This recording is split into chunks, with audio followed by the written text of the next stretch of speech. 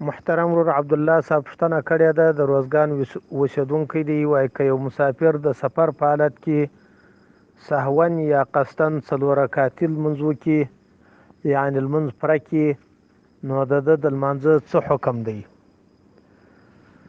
محترم وروره، ستا د همدغه پوښتنې په جواب کې ووایو که قصدن دی د 2 رکعتو پر ځای 4 رکعته کوي ګناهګار دی، او که سهون کول خو ګناهګار نه دی.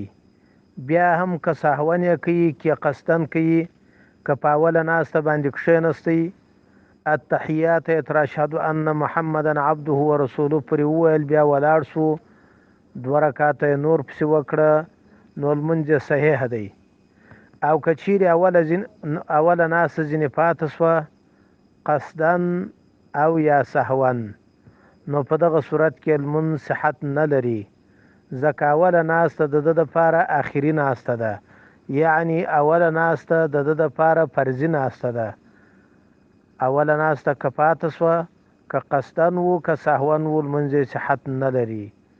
او دی که قصدن 4 رکعته کوي که سهون 4 رکعته کوي، په حکم او په فتوا و صحت و نصحت کې فرق نه راځي. والله اعلم